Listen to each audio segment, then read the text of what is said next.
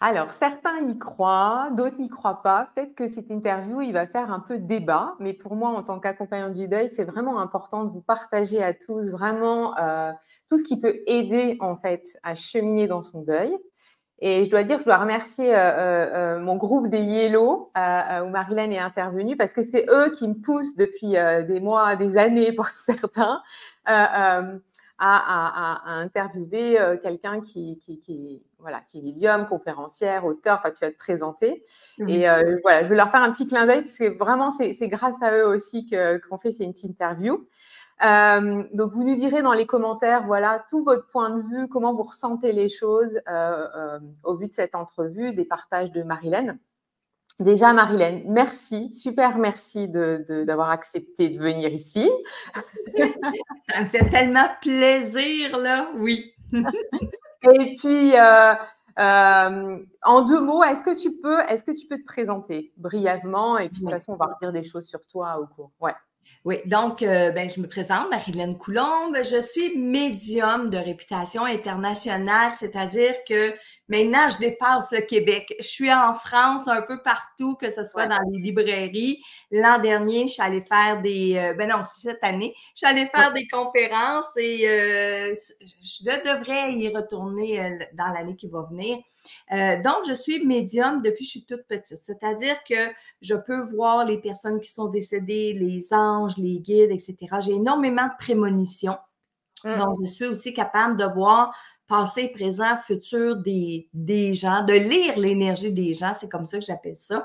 Alors, en gros, là, pour résumer, je suis auteure, je suis conférencière, je suis formatrice, j'anime des lives, j'aide les gens. Par-dessus tout, j'aide les gens à passer à travers leur deuil, j'aide les gens à entrer en contact avec leurs défunts, puis je sers de transmetteur entre les défunts et les vivants pour, justement, donner des réponses, apporter des soulagements. En gros, c'est ça. C'est qui je suis. Ah, super, merci. Alors, moi, je t'ai découverte, en fait, parce que c'est vrai que tu es déjà venue faire des conférences en France et tout, mais moi, je ne te connaissais pas. Je t'ai découverte dans le coffret Couleurs du deuil, donc en 2023, quand il est sorti en novembre 2023. Oui. Et moi, en fait, il y a des choses je le dirai tout à l'heure, des trucs qui m'ont interpellée chez toi. Oui. Moi, clairement, quand j'ai perdu mon conjoint en 2014, Jeff, d'un suicide, j'ai pas eu ça m'est pas venu en termes de besoin, tu vois, de contacter une médium, de regarder des vidéos sur la vie après la mort. Ça n'a pas été mon chemin. Mais c'est vrai que maintenant que j'accompagne depuis 2017, 2018 des femmes et des hommes qui ont perdu leur conjoint, beaucoup me parlent de ça. Beaucoup me disent, mais Rachel, moi, ça m'aide fort. Des fois, on me dit, mais est-ce que ça m'aiderait d'aller voir un médium ou une médium? Est-ce que tu connais des gens et tout ça? Et moi, je ne savais pas dire, mais au fur et à mesure, je me rends compte que c'est quelque chose qui peut aider. Donc, moi, j'ai envie aussi de partager ça. Déjà, peut-être pour démarrer, pour les gens qui découvrent aussi, est-ce que tu pourrais nous dire un peu la différence pour toi entre une médium ou un médium et une voyante? C'est quoi la différence? Oui, parce que les gens ont besoin d'avoir cette différence-là. Pour moi, j'en fais pas de différence parce que la médiumnité, ça part de l'intuition, ça part de la télépathie. Donc, à la base, les voyants aussi ont accès à l'intuition, la télépathie. Mais pour faire une différence dans le jargon, dans les mots, quand on va rencontrer une voyante, c'est pour savoir notre futur probable, savoir les événements, qu'est-ce qui va arriver, qu'est-ce qui se passe dans notre vie. Tandis que quand on va rencontrer un médium ou une médium, c'est pour communiquer avec le monde invisible. Donc, soit communiquer avec les défunts, soit communiquer avec les guides ou l'ange gardien. Donc, tout de suite, on peut faire la différence de cette façon-là. Alors, toi, moi, ce qui m'a interpellée quand même chez toi, c'est que et c'est pour ça que j'ai pris contact au départ avec, que j'ai cherché des trucs sur toi quand je t'ai entendu dire ça. Toi, tu avais une liste d'attente pour des rendez-vous qui était quasiment de 2 ans, 2 ans et demi. 2 ans, et toi, tu t'es dit, et comme beaucoup de médiums, en France, j'entends, depuis que je m'intéresse à cette question, j'entends aussi beaucoup de médiums qui ont cette liste d'attente là énorme à Paris, enfin dans d'autres endroits en France, en Europe. Mais toi, tu t'es dit, bon sang, ça n'a pas de sens. Moi, je pense que tout le monde a des capacités de connexion avec le défunt. Et toi, tu as décidé, en fait, pour ceux qui ont envie, de former les gens. Et moi, ça m'a interpellée, ça, tu vois. Oui. Oui, parce que les gens pensent pas à ça, pensent que c'est juste des gens qui ont ça de façon innée. Quand les gens viennent au monde, on a ça. Bon, de ma part à moi, oui, c'est vrai que c'est arrivé comme ça. Mais j'ai découvert au fil de ma pratique que tout le monde peut entrer en contact avec les personnes qui sont décédées parce que, je le répète, la base de la médiumnité, la base pour communiquer avec le monde invisible, c'est l'intuition et la télépathie. Et ça, tout le monde a ça. Mais c'est un muscle qui n'est pas travaillé. Bon, je suis allée faire de la voile ce week-end et ça fait pas longtemps que j'ai commencé à faire de la voile. Ben là, je suis, comme on dit, courbaturée. J'ai fait travailler des muscles que j'ai pas l'habitude de faire travailler parce que très souvent, je travaille derrière mon ordinateur. Mais l'intuition puis la télépathie, c'est exactement la même chose. On va dire, on le compare à un muscle. On a ça à l'intérieur de nous, mais si on ne l'a jamais fait travailler, bien, ça va être difficile au début. Mais une fois qu'on on va le muscler, qu'on l'entraîne, ah ben là, j'ai envie de dire sky is the limit parce qu'on peut faire plein de choses avec notre intuition et notre télépathie, dont communiquer avec nos défunts, notre ange gardien et nos guides. OK. Alors, communiquer. Si on peut communiquer avec nos défunts, si on parle de cette hypothèse-là, et pour les Français, les Françaises et les Européens qui vont nous écouter, mais au Québec aussi, c'est pareil, il y a énormément de littérature aussi dessus. Toi, tu as écrit plusieurs livres aussi sur le sujet. Il y a beaucoup de scientifiques qui s'intéressent à cette question. Il y a ici en France, on a un psychiatre, en plus c'est intéressant, médecin, tu as psychiatre, Christophe Fauré, qui s'est intéressé aussi à cette question, qui a écrit un livre qui s'appelle « Cette vie et au-delà » où il parle de ça. Mais alors, ça veut dire qu'on part de l'hypothèse, ou entre guillemets, je ne sais pas trop comment le dire, qu'il y a une vie après la mort. Et qu'il y a une vie après la mort. Donc, comment toi, tu pourrais décrire dans ce que tu connais, comment on peut la décrire, cette vie après la mort? Parce que si on peut communiquer avec eux, ça veut dire qu'ils sont quelque part, quoi. Ils ne sont pas aussi clairs après, vous pouvez être d'accord ou pas d'accord, hein, c'est vraiment libre à chacun. Mais si on part comme ça, comment tu décrirais, toi, cette vie après la mort? Je suis d'accord avec toi, Rachel. Si on parle du fait qu'on croit à la vie après la mort, on se pose la question, qu'est-ce qui se passe de l'autre côté? Comment ça se déroule? Et quand j'ai commencé ma pratique de communiquer avec les défunts, c'est tous eux autres qui m'ont amené les réponses à cette grande question-là. Et c'est pas après qu'un défunt me raconte une chose, c'est après que plusieurs défunts me disent sensiblement la même chose. Donc, quand on arrive dans l'au-delà, il y a des étapes que notre âme va vivre parce que on est secoué. C'est un peu comme un bébé. Et je vais faire la comparaison. Quand on vient au monde sur Terre, on a nos deux bras, nos deux jambes, on est capable de crier, on a des yeux et pourtant, on parle pas, on voit pas tout de suite, on marche pas tout de suite, puis on prend pas les choses dans nos mains. Quand on arrive dans l'au-delà, le temps de s'ajuster à ce nouvel état de conscience-là, on a des étapes. Et après ça, bien, il y a l'évolution et curieusement, la vie dans l'après-vie se compare à notre vie ici sur le plan terrestre avec le corps physique en moins, les finances en moins, la nourriture en moins. En fait, tout ce que apporte la Terre, bien, on ne l'a pas de l'autre côté. Mais tout ce qui est les émotions, tout ce qui est de penser, de réaliser, de dire « Ah oui, j'étais venu faire ça sur la Terre, je l'ai fait, je l'ai bien fait, je l'ai mal fait. » Notre conscience, elle est plus avancée, plus évoluée. On va comprendre pourquoi les choses nous sont arrivées. C'était quoi les liens avec telle ou telle personne.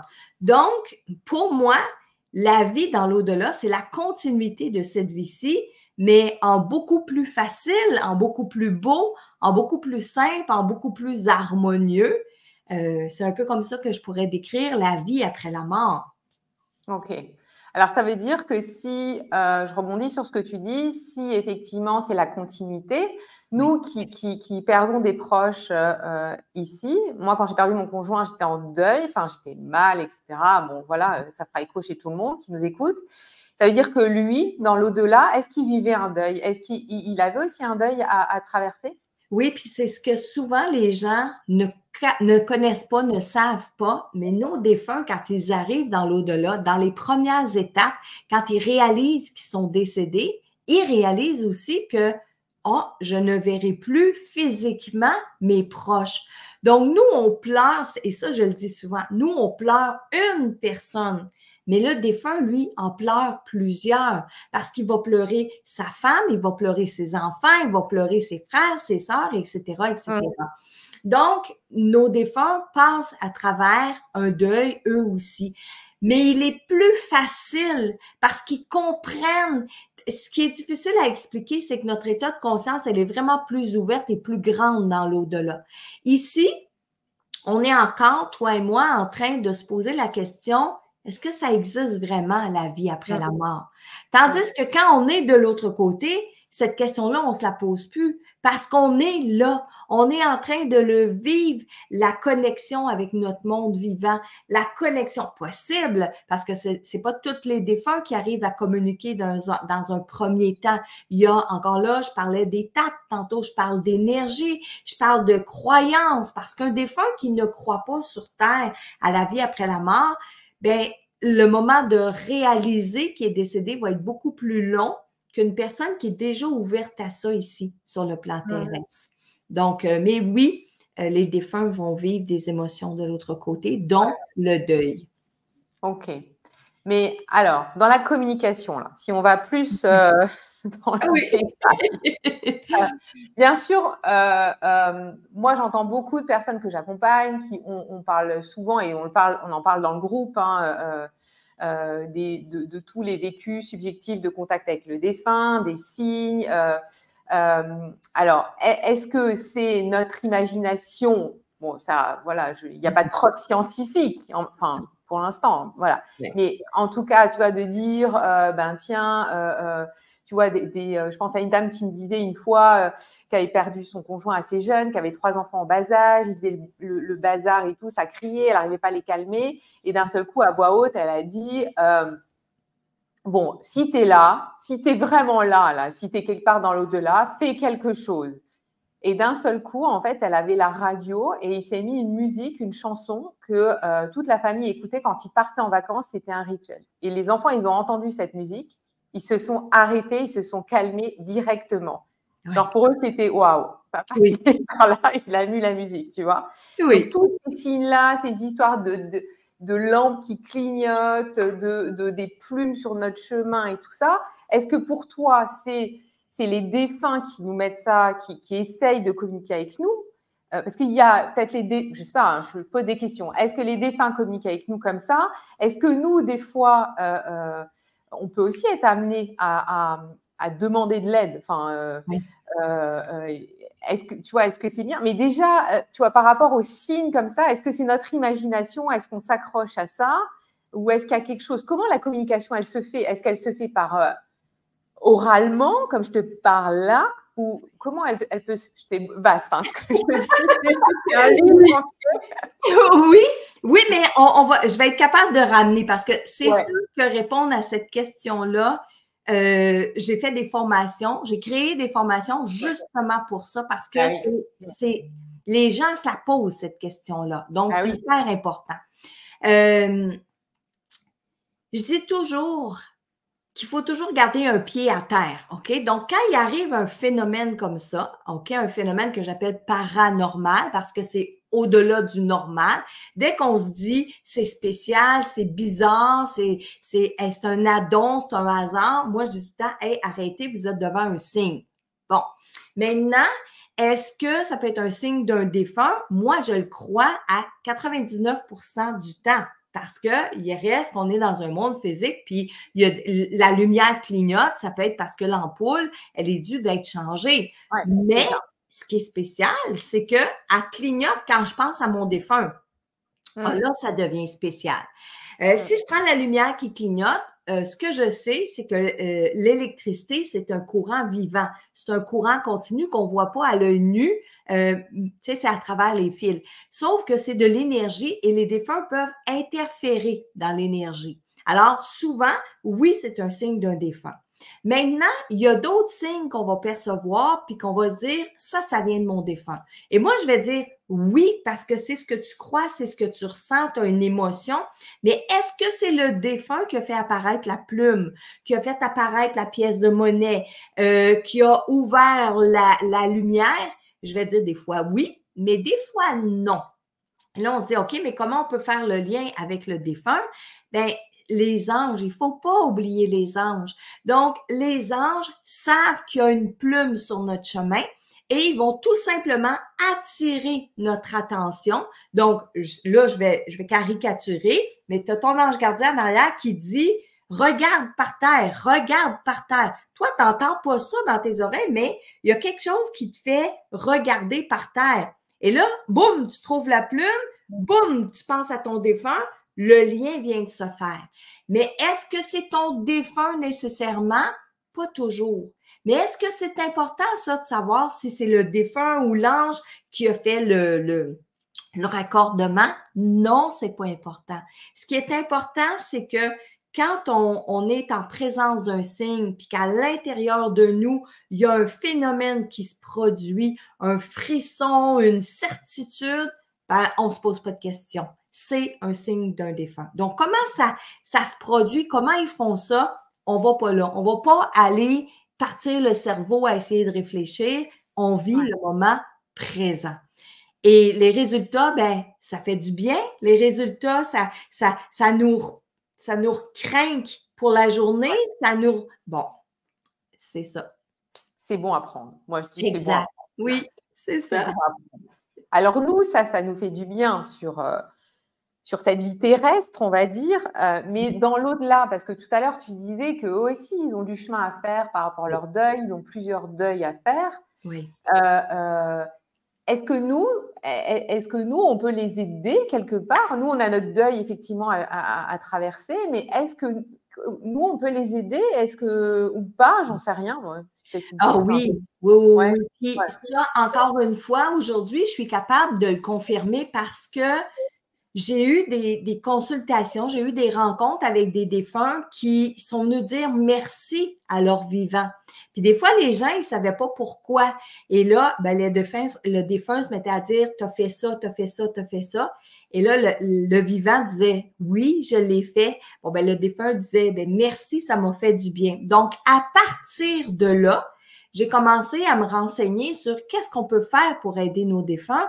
Et il y a pas 1000 choses à faire. Il y a les prières. Et les prières, c'est pas nécessairement à connotation religieuse. Les prières, c'est prendre le temps de parler à notre défunt. Tantôt, tu disais, est-ce qu'il faut interagir à voix haute ou est-ce que j'ai juste besoin de penser?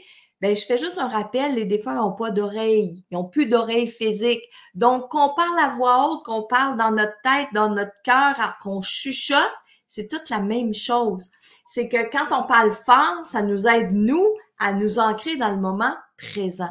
Donc, dès qu'on prend un moment pour parler à nos défunts, ça les aide à avancer. Je t'aime beaucoup, mon mari, mais là, il faut que tu ailles dans ta lumière, il faut que tu ailles rejoindre ton papa, ta maman, il faut que tu évolues. Nous, on est bien ici, inquiète-toi pas, viens nous voir quand tu peux, veille sur nous si tu peux, etc. Mais ça va aider énormément le défunt parce que, encore une fois, on ne le sait pas, mais il y a des défunts, des fois, qui se sentent coupables d'être décédés et ça, c'est un obstacle à leur évolution. Donc, de venir leur dire ici, prends soin de toi, pense à toi, vis pour toi, nous, on se débrouille sur terre. Donc, faire des prières, parler à nos défunts, ça les aide. La deuxième chose qui les aide énormément, c'est d'allumer des chandelles. Et quand on allume une chandelle, on doit mettre une intention en allumant parce que la flamme, elle, c'est une énergie vivante. Alors, la flamme, elle va continuer de brûler avec l'intention qu'on a mis. Donc, si j'allume ma chandelle en disant, par exemple, ma chère épouse, je t'envoie ma lumière, je t'envoie de l'énergie, je veux que tu sois bien. ben la flamme, elle va continuer d'envoyer cette intention-là tout le temps qu'elle va brûler. Alors, la chandelle va faire en sorte que ça amène de l'énergie au défunt, ça l'aide à avancer. Et il n'y a pas tellement longtemps, à plusieurs reprises, il y a beaucoup de défunts qui sont venus demander des fleurs. Parce que les fleurs, ça dégage aussi une énergie. Et cette énergie-là, tout le temps, et tout est dans l'intention. Quand je vais acheter les fleurs, je ne vais pas les mettre au cimetière. Les défunts ne sont pas au cimetière. Les défunts sont avec nous. On peut le faire dans un rituel pour aller au cimetière. C'est bien. Mais quand on veut offrir des fleurs à notre défunt, on amène les fleurs à la maison, on les prépare, on les met dans un vase, on les met dans un endroit en particulier. On peut mettre la photo du défunt à côté et on offre les fleurs. Et encore là, l'intention est dans les fleurs. Le temps que les fleurs vont finir de vivre leur partie qu'ils doivent vivre, ben ils vont émettre l'intention d'envoyer l'énergie au défunt.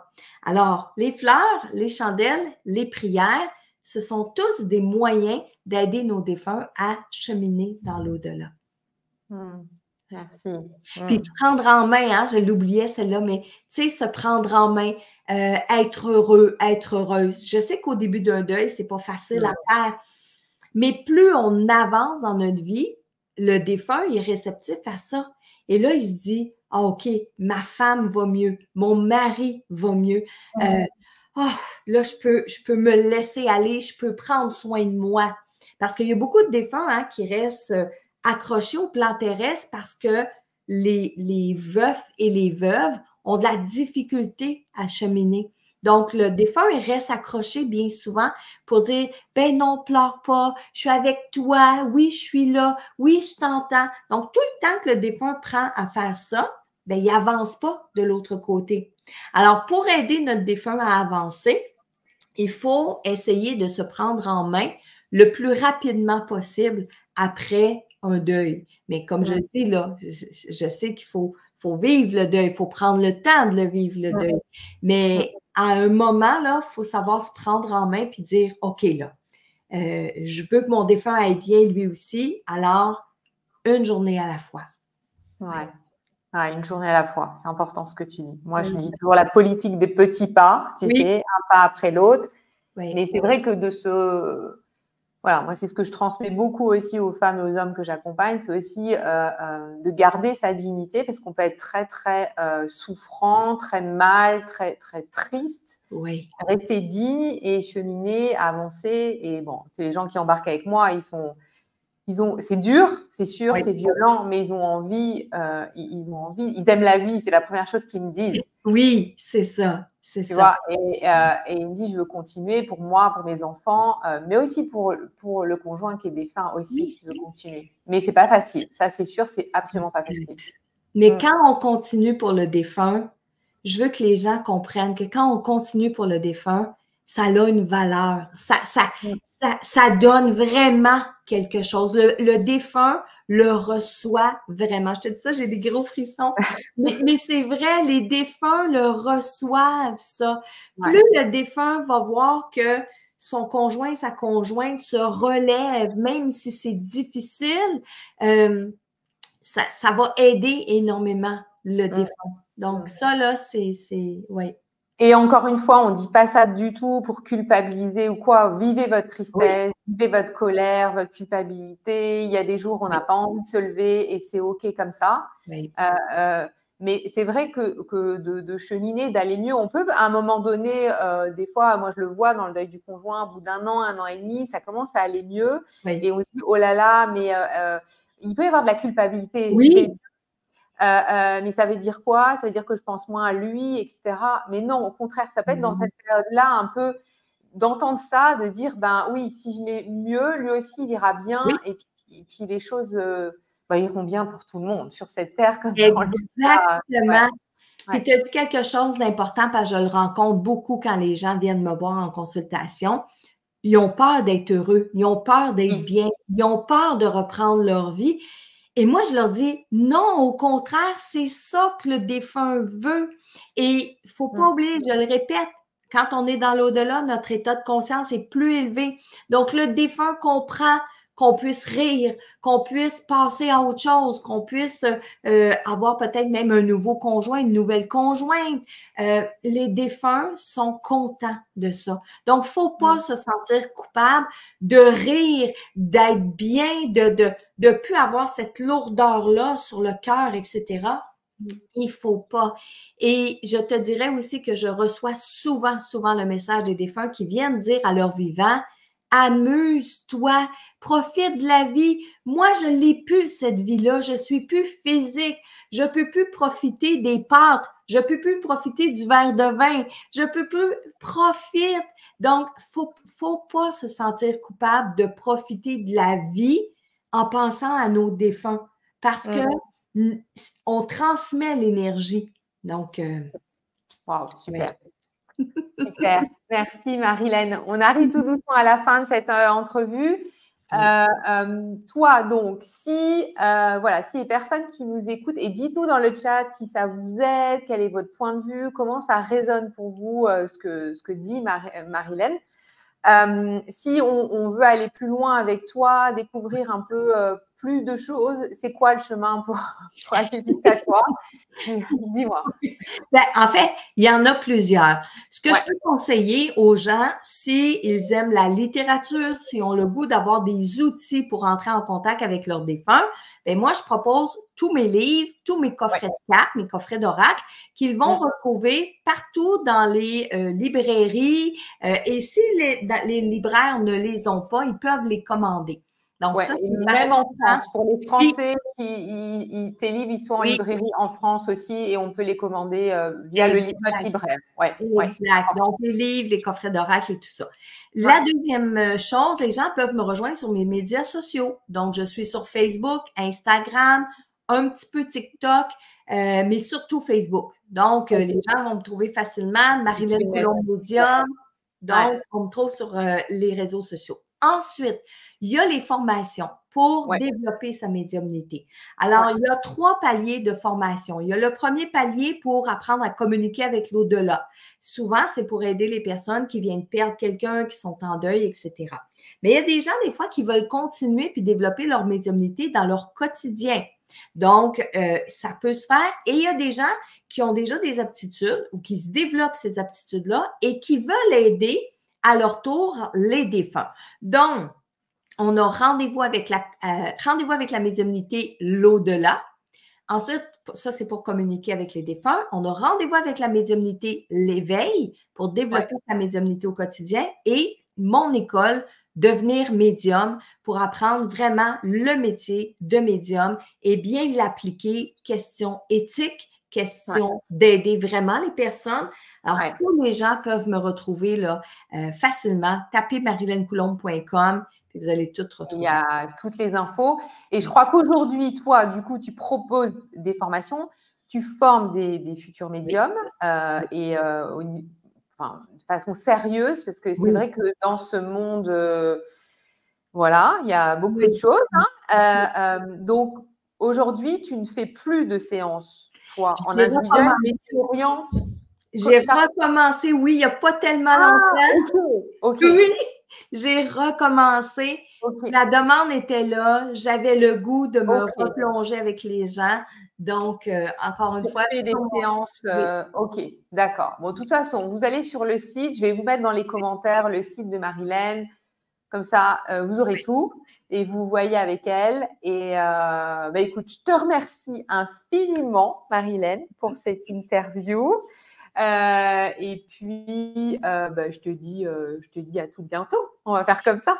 Ben oui, merci Rachel, merci à tous les gens aussi. Puis vivez votre deuil, prenez le temps, mais sachez que vos défunts sont là avec vous, puis que un petit coucou, ça leur fait du bien, que ce soit de votre part ou que ce soit de eux pour vous. Puis Rachel, je te félicite pour ce que tu fais pour ta communauté. Je sais que les gens ont besoin de ça. Je t'aime beaucoup, je t'embrasse. Et c'est quand tu veux pour les entrevues. Moi, ça me fait toujours plaisir.